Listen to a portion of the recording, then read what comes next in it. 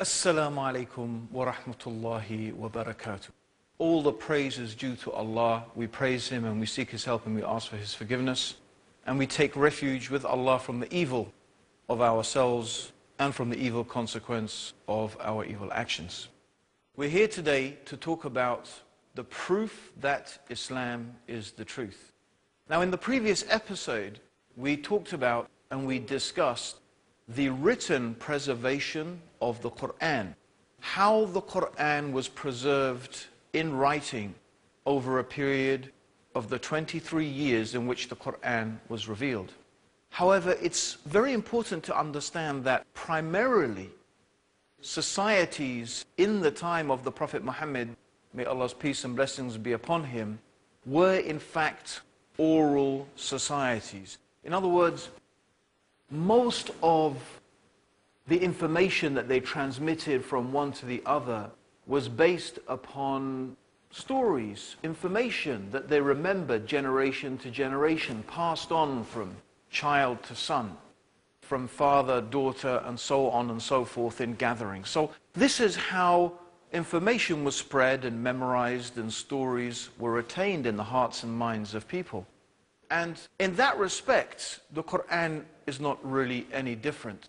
However, the degree of the preservation of the Quran in its oral form is really something remarkable. And that is what we want to talk about today. Actually, the Quran itself mentions in the 17th surah, in the 106th ayah, the meaning of which is, "And it is a Quran we have divided into parts, that you may recite it to men at intervals, and we have revealed it in stages." So the Quran is saying that it is a book that has been divided into parts, different chapters, and it was revealed at stages, and there is a great wisdom behind the creator of the heavens and the earth doing that. And the reason is because this facilitated the memorization and the retention of the Quran in the memories of people.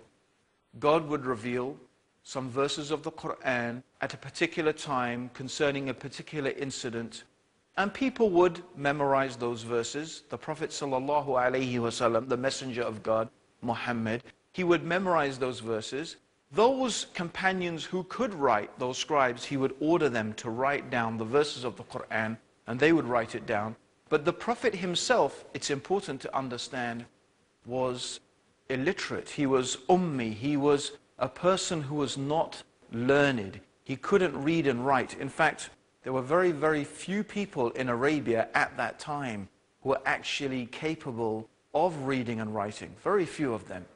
But some of them who could would write down the verses of the Quran on various bits of parchment and even palm leaves, or the cured animal skins or bits of papyrus, for example, which was all that was available at the time. But most people, they would memorize the verses of the Quran.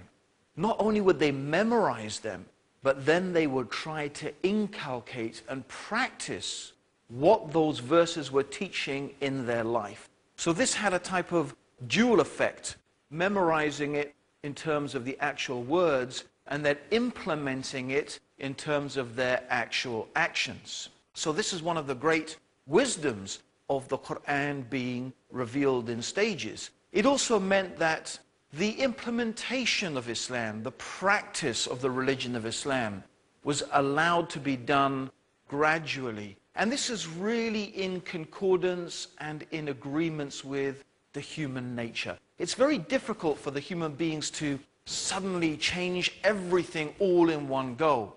And that is one of the amazing aspects of the revelation of the Quran, how it was revealed in stages, bit by bit, slowly, so that people were able to practice it in their lives. Now, one of the things the Quran tells us that is actually a recitation that has been made easy to memorize. The Quran actually, and in the Quran, Allah subhanahu wa ta'ala tells us that He has made the Quran easy to memorize. And this is something that is a really astounding fact, how the Quran has been memorized over the ages.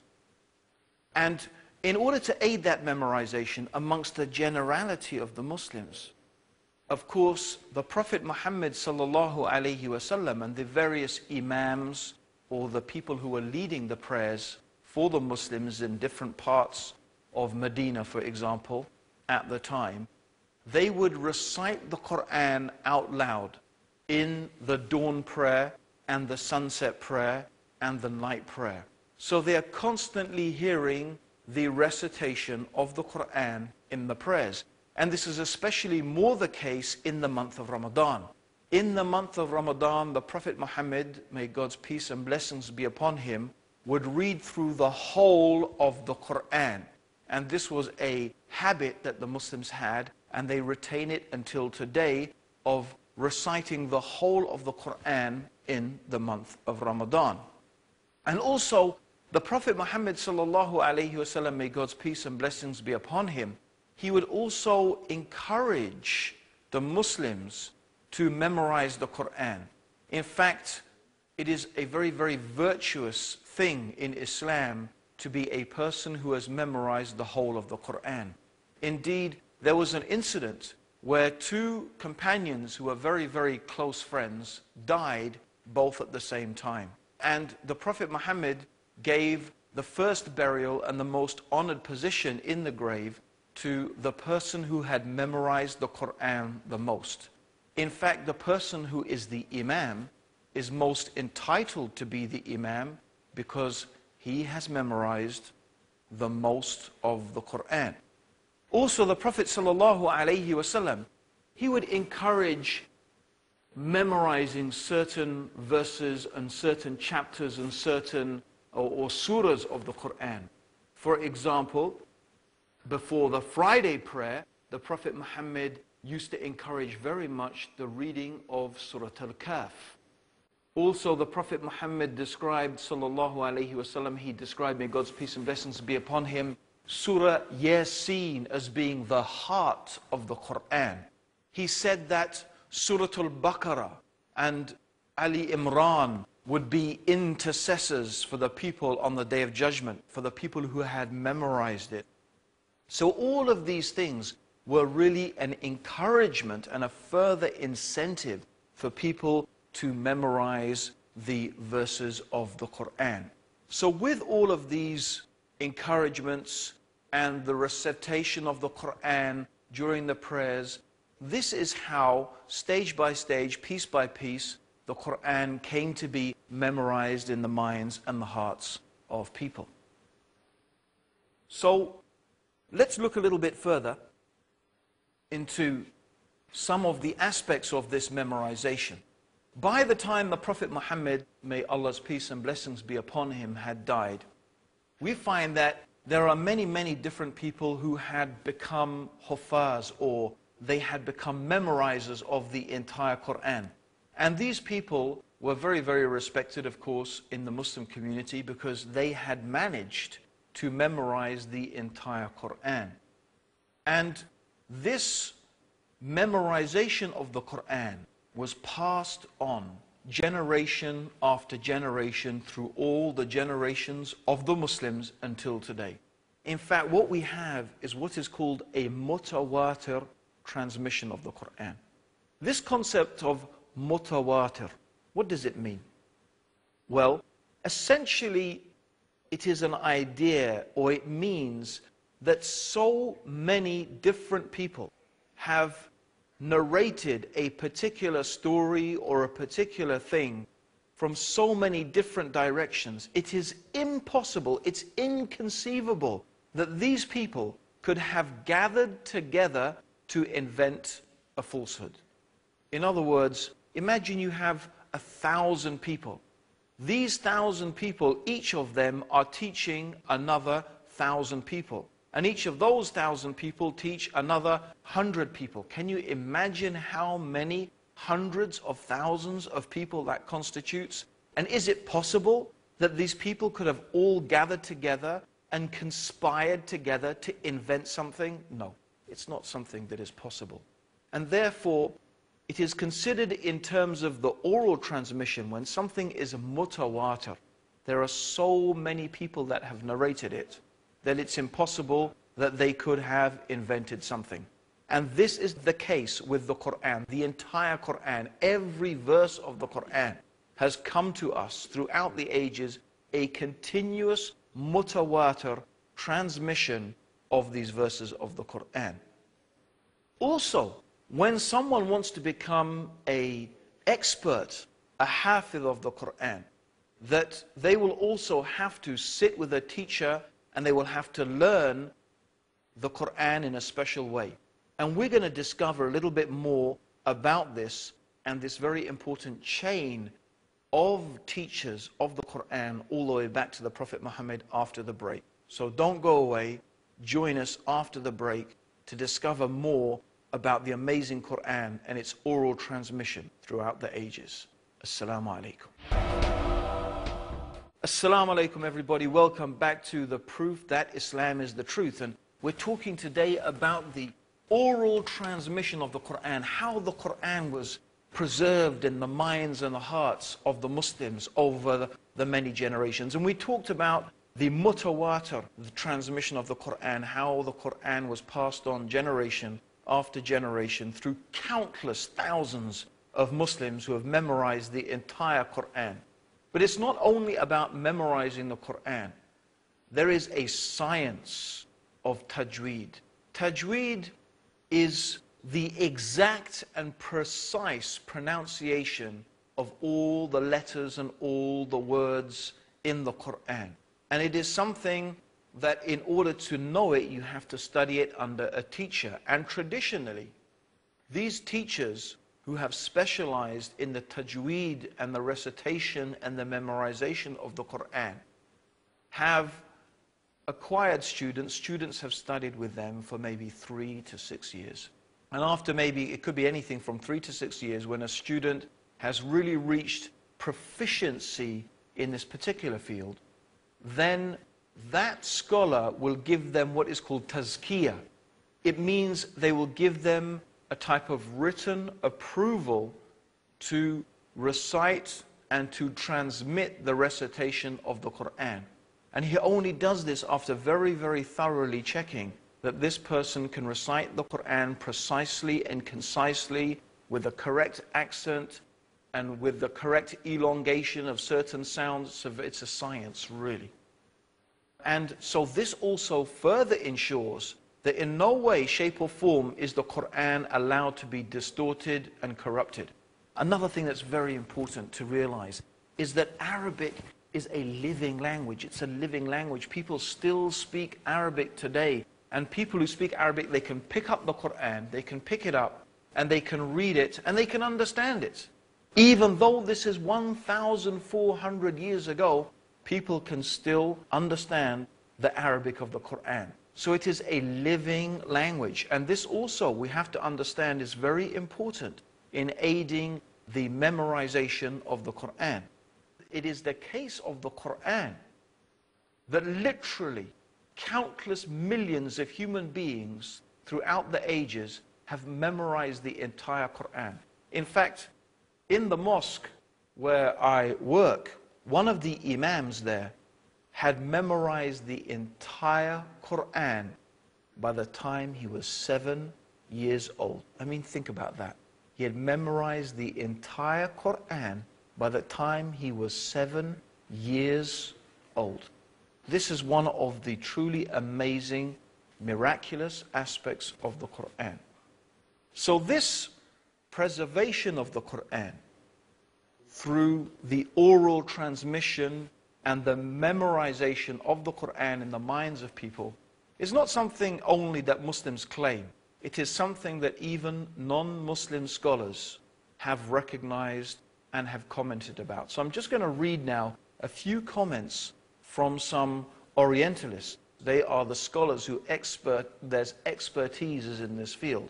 So for example, A.T. Welch, he writes, "For Muslims, the Quran is much more than scripture or sacred literature in the usual Western sense. Its primary significance for the vast majority through the centuries has been in its oral form, the form in which it first appeared, as the recitation that was chanted by Muhammad to his followers over a period of about 20 years. The revelations were memorized by some of Muhammad's followers during his lifetime. And the oral tradition that was thus established had a continuous history ever since, in some ways independent of and superior to the written Quran. Through the centuries, the oral tradition of the entire Quran has been maintained by the professional reciters, Qur'ah. Until recently, the significance of the recited Quran has seldom been fully appreciated in the West. Also, a leading Orientalist, whose name is Kenneth Cragg, he said, "The Quran is perhaps the only book, religious or secular, that has been memorized completely by millions of people." Let's repeat that. The Quran is perhaps the only book, religious or secular, that has been memorized completely by millions of people. And he goes on to say, this phenomenon of the Quranic recital means the text has traversed the centuries in an unbroken line of living sequence of devotion. It cannot therefore be handled as an antiquarian thing, nor a historical document of the distant past. The fact of hifz, meaning Quranic memorization, has made the Quran a present possession through all the lapse of Muslim time and given it a human currency in every generation, never allowing its relegation to bare authority and reference alone. This is a very deep and important statement because it it further reinforces that the Quran is not merely a reference work, it's not merely a text. It is something that is living. It is something that is vibrant. And the memorization and the constant renewal of this memorization is what makes the Quran so vibrant and so real in the hearts and the minds and the lives of everyday Muslims. In conclusion, we have a book absolutely unique in its origin and in its preservation, on the substantial authority of which no one has ever been able to cast a serious doubt. This is what the Reverend Bosworth Smith quoted in his book, Muhammad and Mohammedanism. And I think it's just worth repeating that again. It's a book, he says, unique in its origin and its preservation. The authority of this preservation of the Quran, no one has been able to cast a serious doubt. Now, there have been people throughout the ages, there have been people who have attempted in various shapes and various forms, and some of these people have come forward recently trying to cast aspersions and some doubts on the authenticity of the Quran.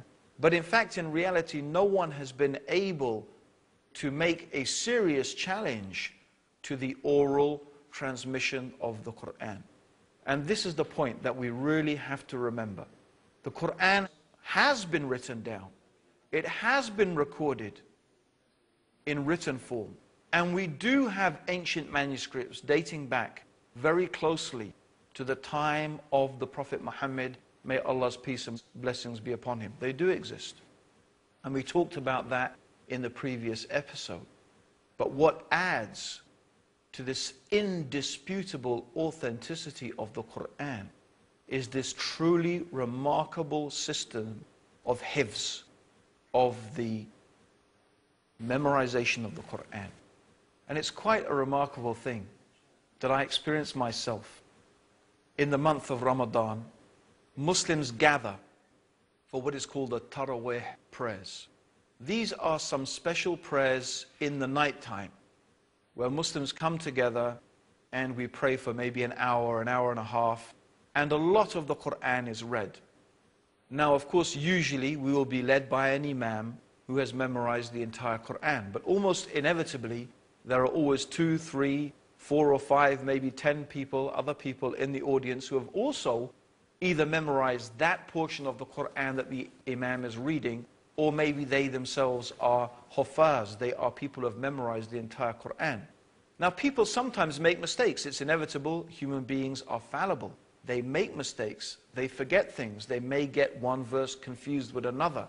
But almost inevitably, if the imam stumbles, or he forgets, or he pauses, you hear another voice from within the congregation, reminding of one hufaz of another, this self-correcting process in the oral memorization and transmission of the Quran. It is, you are witnessing, when you hear this, a type of living miracle. You are witnessing how God is actively preserving His word in the hearts and the minds of the Muslims. And certainly Allah speaks the truth when He says, Inna nahnu nazalna al-dhikr wa inna lahu lahafidhun. Verily, we have revealed the reminder, and upon us is the preservation of it. This is a living miracle.